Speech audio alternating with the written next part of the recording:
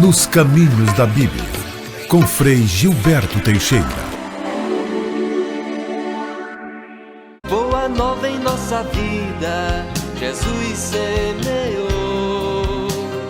O Evangelho em nosso peito é chama de amor. Boa nova em nossa vida, Jesus semeou. O Evangelho em nosso peito é chama de amor. Irmãos e irmãs, paz e bem, iniciemos nossa reflexão em nome do Pai, do Filho e do Espírito Santo. Amém. O Evangelho, para que possa ser praticado e vivido como boa notícia, uma notícia alegre para os marginalizados, requer a mudança de todo o conjunto, e não só de algumas coisas. Na cura do paralítico, vimos como Jesus liberta pela raiz. Na refeição na casa de Mateus, ele quebra por inteiro uma forma de comportamento social vigente e equilibrada.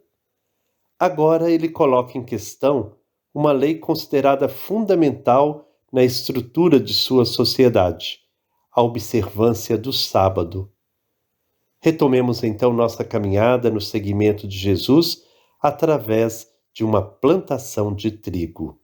Façamos nossa oração para iniciarmos nossa reflexão de hoje.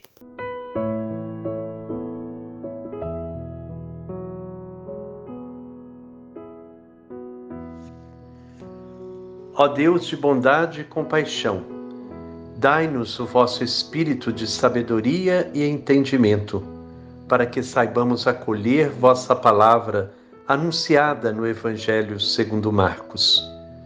Enviastes vosso Filho ao mundo para anunciar vosso reino de justiça e paz. Ele revelou o vosso rosto misericordioso e nos colocou diante de uma necessária escolha, a transformação radical de nossas relações humanas. Jesus convida-nos a substituir o poder pelo serviço, o comércio pela partilha, a alienação pela capacidade de ver e ouvir a realidade. Ele nos chama a estabelecer verdadeiras relações fraternas. Que possamos, Senhor, através desta reflexão, reconhecer o Messias, o Filho de Deus, e sairmos em missão, pregando o Evangelho do Reino através de nosso testemunho de vida. Amém.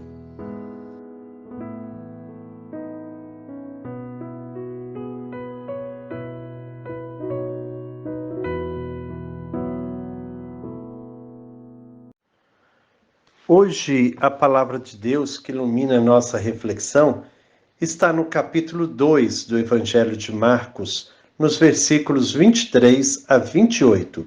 Capítulo 2, versículos 23 a 28. Jesus nos liberta da lei.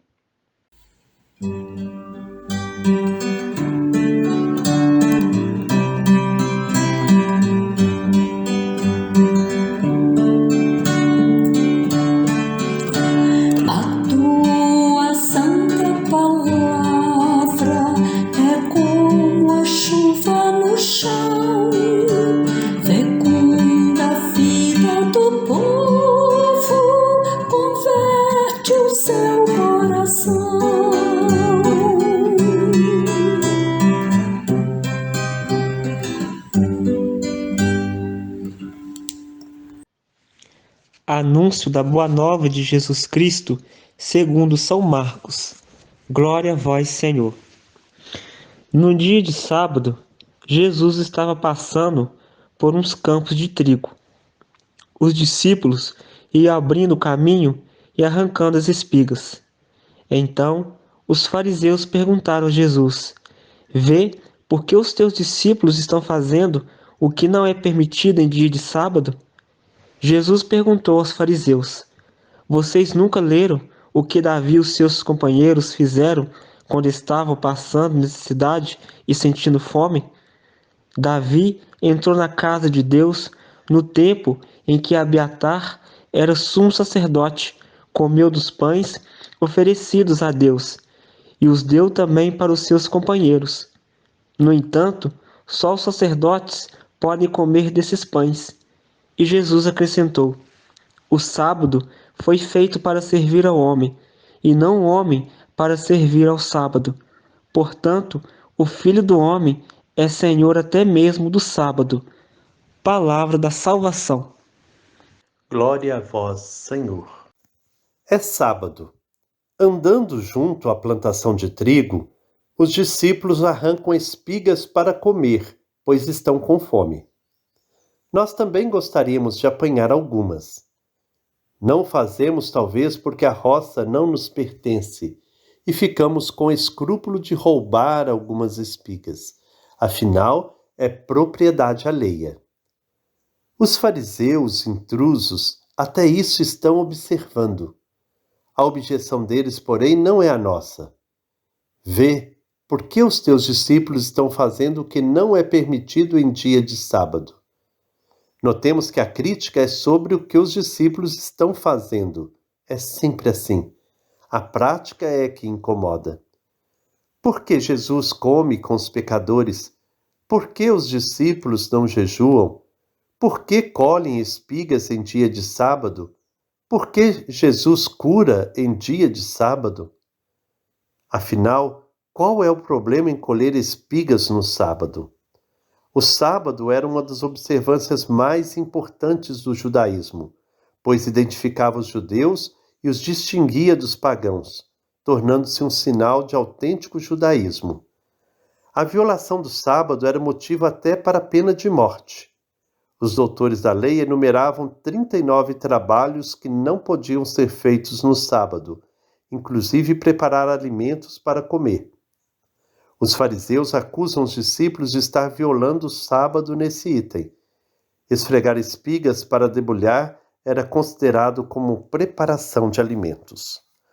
Jesus responde recorrendo a uma passagem do Antigo Testamento, do primeiro livro de Samuel, no capítulo 21, nos versículos 2 a 7.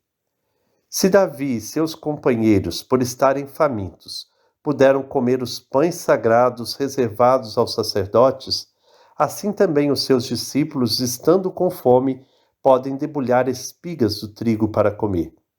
E Jesus arremata: o sábado não foi feito para servir ao homem, e não o homem para servir ao sábado.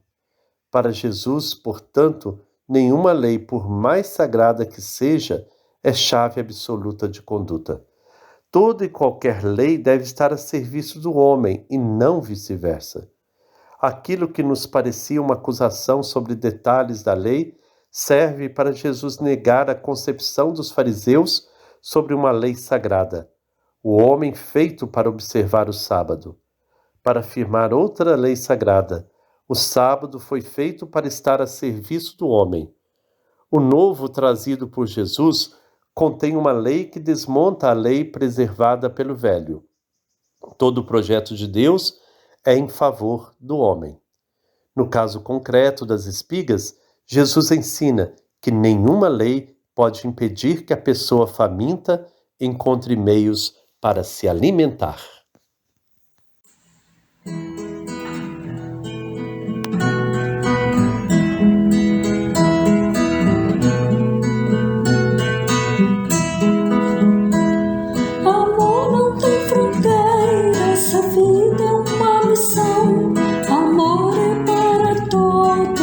Quero um mundo mais irmão.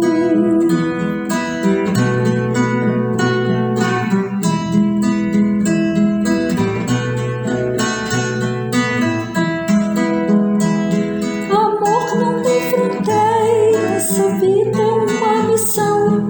Amor é para todos, Deus quer um mundo mais irmão.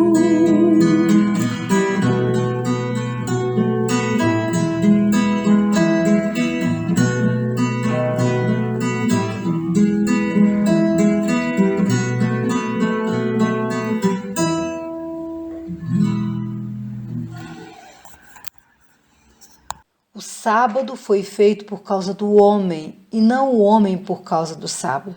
Jesus liberta da lei.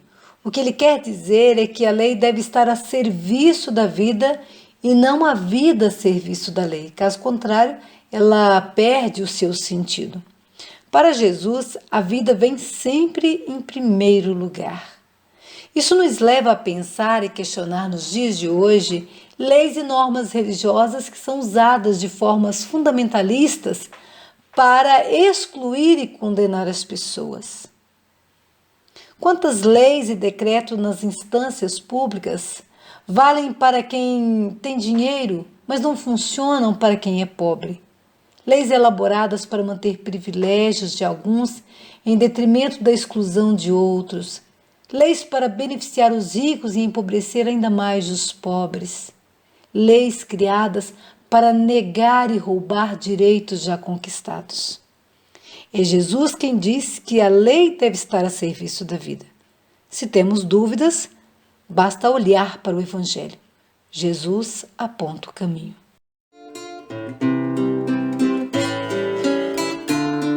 Eu vim para que todos tenham vida, que todos tenham vida plenamente.